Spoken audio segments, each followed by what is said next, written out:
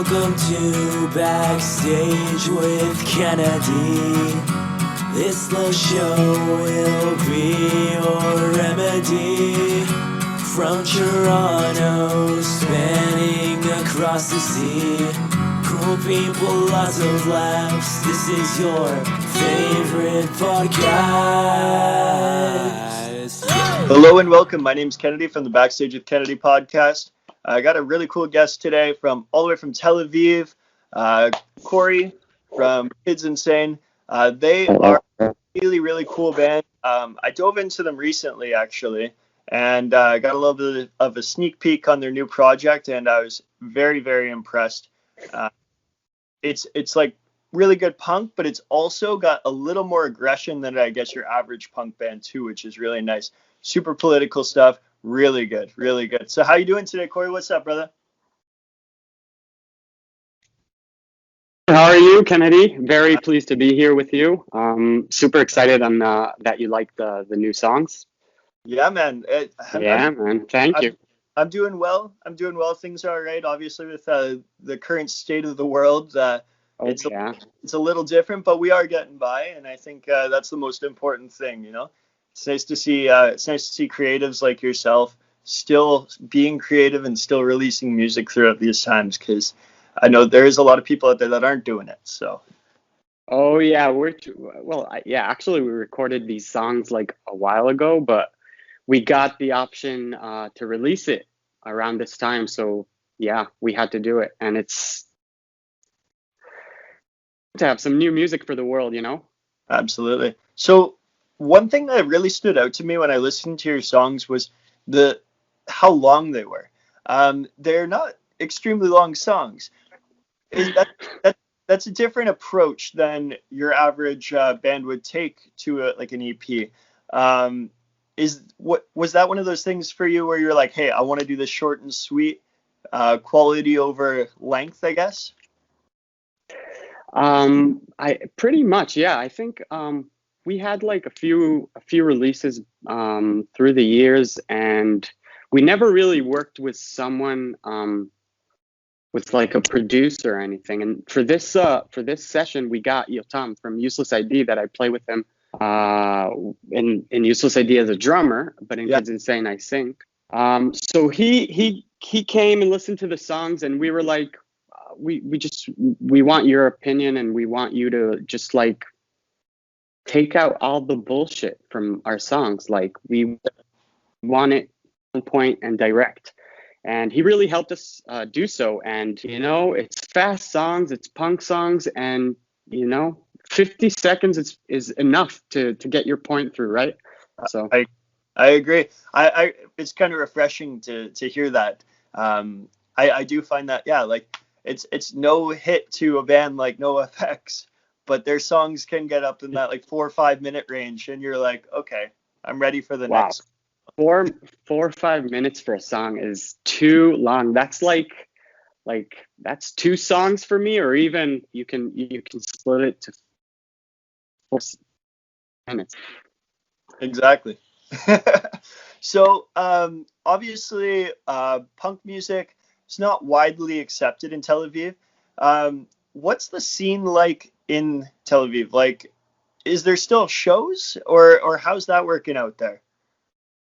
Well, yes, regularly without all this pandemic. Before this pandemic, there's a punk scene going on since the 90s, in and out. Small, I would say, the whole scene in scene in town in the U.S. or Canada. Okay. And you know, lately I think there's been more bands around than like 10 years ago. So it's going. I've been active in it for almost, and yeah, I've got to say there's a lot of kids lately coming to punk shows. So that's a good thing. That's wickedness. So I know that your band is very political. Do you have like a political message that you're trying to get across with your songs, or is that kind of just almost to the side? It's just one like layer, I guess, to your music. I would say like songs is our we're a political band, but yes, we've got songs that talk about living in Israel and living in Israel, and politics and racism. Unfortunately, something that we deal with very regularly, so regularly that you almost live side to side with it and not see it in it. And yeah, we have like from the first album to this last release, we always talk about political issues. And being a punk band from Israel, it's always something I think people from overseas look for the political content in our music because we're a punk band from Israel. They're like, what do you think about this, or what do you think about that? It's always like, so we're pretty straightforward with it, Yeah, and no, yeah. I dig that. I just wasn't sure if there was like some like legality issues and stuff like that with being a punk band in Israel. I know I spoke to a band called Round Eye from China earlier on in the year, and they had a lot of problems because the government wasn't allowing them to do that. I know Israel and China are very different in their governments. I just wasn't sure like if there was legality issues or if they were like really frowned upon from a societal view, I guess. I'll tell you what, there in Tel Aviv. Tel Aviv is a pretty, like, I would say the big city like Toronto or something like that, and culture wise, it's very out there. And punk bands is something you can, or like indie bands, or hipster bands or whatever. It's something you see very, very regularly, and so there's no issue with that. Like the government, they don't really care or don't, you know. Punk bands are very critical and very critical towards the government and towards mandatory service in the army, and toward the society here. So punks in Israel, they don't want to fit in, and they'll talk about the awful truth about the society in Israel. So I can't say it's not accepted from the government, because the government is a real punk band and talk on whatever issue you want here. You have like speech, but if you get too political and you talk too critical about the society, you're gonna get people, weird, or just say the regular opinion of society. They would really not like that. And I know punk bands that gave their political opinions out there, and you see on the internet a lot of message boards and a lot of talk about what was going on with Israelis, just because people don't want to go to the army, or just because people they want equal rights for people that aren't Jewish or aren't Israeli that live here.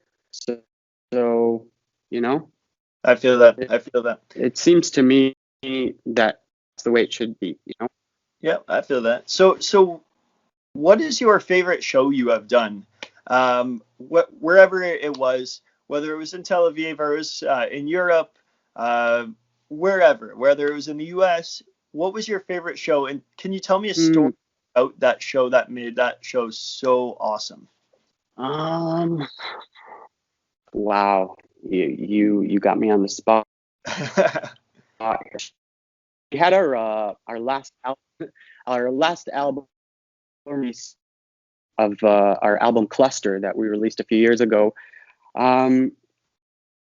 It was a special day for us, because we booked like this popular club that usually hardcore punk bands, you wouldn't see them play it. And we got a lot of people to come and see our show and for the album release, and for us it was very special. We draw a crowd. Actually, it reminds me of another special show that we had like a year ago, that's even more special. We had Comeback Kid Oh, here. We brought them to play a show, and well, I'll tell you another story about Comeback Kid. Their first show in Tel Aviv. We didn't play it, but it's a really cool story of their show. Is that they came to play a festival in Tel Aviv and it got canceled the same day. And like we had Scott Wade, the first singer of Comeback, had come and record a song for us yeah. on the EP Frustrated. And they said, "Whoa, the festival is canceled." And we were like, "What? The festival is canceled? Comeback Kids until we're not going to play a show? That's not happening for us, you know?" Yeah. So we booked like the small club 2 hours notice, and it was just in 300 people in a small room going insane. And a few years after, they came again, and Kids Insane shared the stage with them, and it was a really, really, really special night. That For would for a that'd be a lot of kids, it bill. was a full circle. That'd be a Yeah, bill. that was a crazy night. Yeah. It was I don't know if you know Not on Tour, if you heard of them, but they played that night with Comeback Kids, and we're going to release in a month or two a split 7-inch with Not on Tour. That's going to be out on the same label as this one. So I recommend to check them out if you haven't heard of them. Yeah, I definitely will. So, can you tell me a little bit about? So obviously, I know about the project. I listened to it. Can you tell the people who may not have listened to, have not have heard of your band or this EP? Can you tell them a little bit about what to expect, I guess? Well, yeah, you can expect, if you like punk and you like the hardcore vibe, you can expect 6 songs that will go. I think they go even under 5 or under 6 minutes, or maybe 7 minutes or something like that. So if you have a spare 6 minutes, just put on the record and get angry. And we talk about issues of if it's politics or relationships or just day-to-day motivation of keep on going. Yeah. It's called Who's the Enemy? Very nice. And yeah, and it's very short. So come on, you have a few minutes, just play it. I think that's It'll good. be out March 1st. So yeah. I think that's a good call. So, real quick, we're going to get back to this interview. What I do want to do is I want to throw this over to my official DJ, Djay Nitro. Yeah, Nitro. He will be doing a podcast, DJ session. It's going to be like 10 minutes long, and it's sponsored by my boys, Bardown Lager. It's probably the best beer I've ever tasted, so you're going to want to check that out. Enjoy this session by Djay Nitro.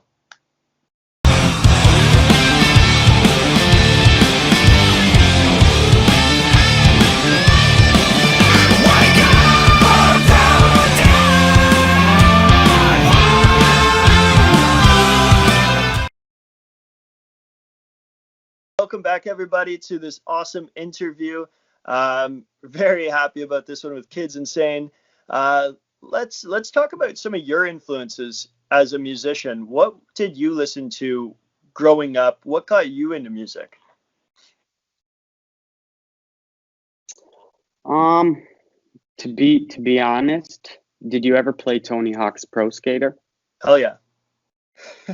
So yeah, as a kid getting into skateboards and playing that game and listening to the soundtrack, being really, we have MTV Europe when we were kids, and we had some internet, but playing that game, my mind just exploded. Bad Religion, Dead Kennedys, that like really opened my. And after that, the rest is history. My friends, told me, let's do a band. And I just discovered more and more punk. If it's, it could be Blink-182 or Dead Kennedys or Dag Nasty, that really, really influenced me. And once I discovered hardcore, I just fell in love. It was angry. It was emotional. It suited me. It felt like, whoa, this is me. I'm angry. I'm emotional. This is perfect for me. This is a way I can express myself. I feel that. So is there any inspirations potentially that are like Israeli artists or bands that somebody in North America might not know about, but might have influenced your sound at all, even just like from a writing standpoint? Well, I claim that, but when we grew up, all Kids Insane almost, we used to go to Useless ID show, and they've been a band, we've been a band, but they've been a band since the 90s, and they really put punk in Israel. A lot of kids growing up got into punk. So yeah, they've got a big part. They play a big part in my life and music and getting into punk and seeing a band go tour US and Canada. Like, what? You can do that? I want to do that. How do you do that? Oh, so yeah, for sure. They're a big influence on me. And they know it. And, Yeah. Today I play with many bands with the guys from Useless ID. Not only Useless ID, you can check out Spit. It's a hardcore band I have with Yotam, and Shesh, another band I have with Ishai. And we even have a band called Tabarnak, that I know it's a curse word in French Canadian. And yeah, so yeah, you can check Tabarnak out as well. We have 2 albums out, and yeah. Wicked. Yeah. So you mentioned earlier briefly about the producer who you worked with on that project, who happened to work with NoFX, Bomb Pops. How is it working with him? Obviously, you had some sort, you knew the guy prior. How is it working with him in that standpoint, like as a production, like, hey, we're on the same team this time. We're not doing different projects. Yeah, to be honest, it was experimental from our side, because like I said before, we never did something like that, and we've never had someone outside the band come and tell us his opinion and what should we do with the songs.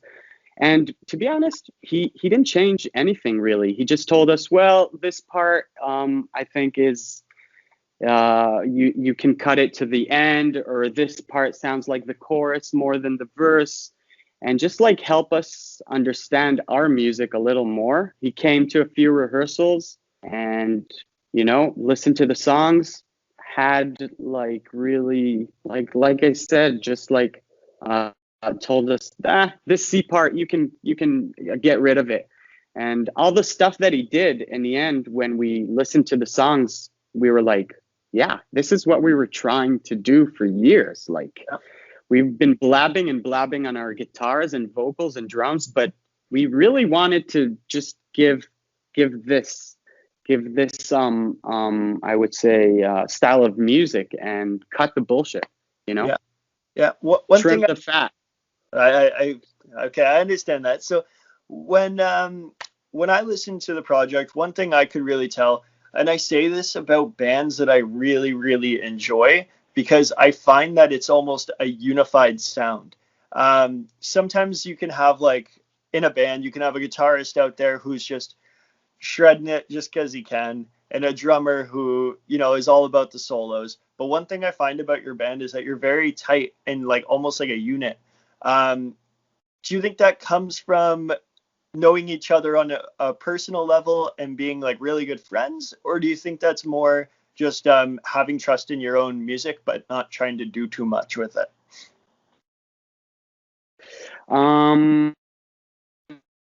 Each other for years and years, even before Kids in different heart, if it's together and if it's separate. So that's that. But remember times like we toured Europe many times, and the best practice a band can have and being better, the best thing they can do is tour.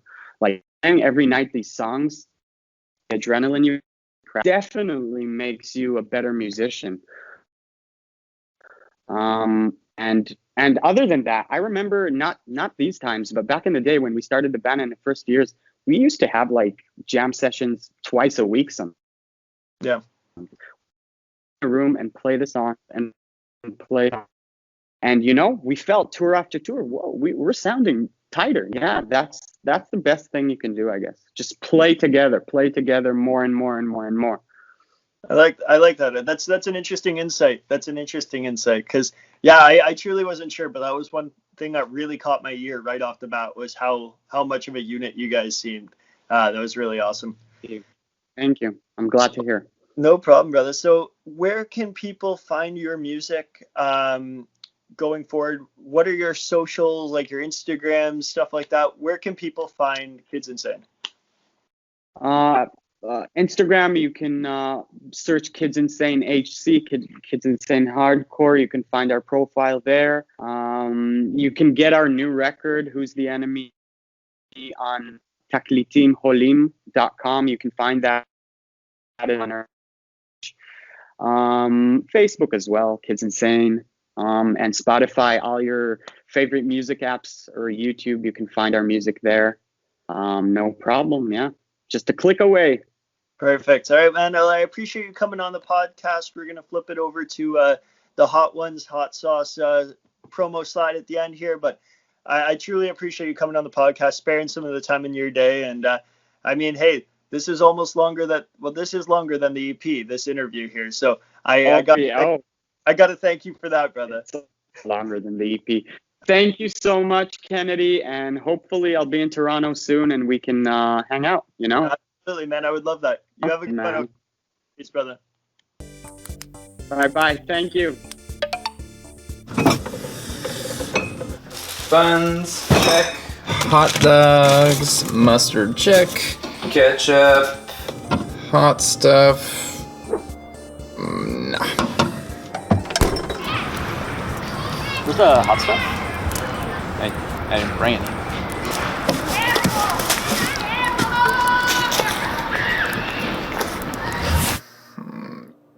Yeah.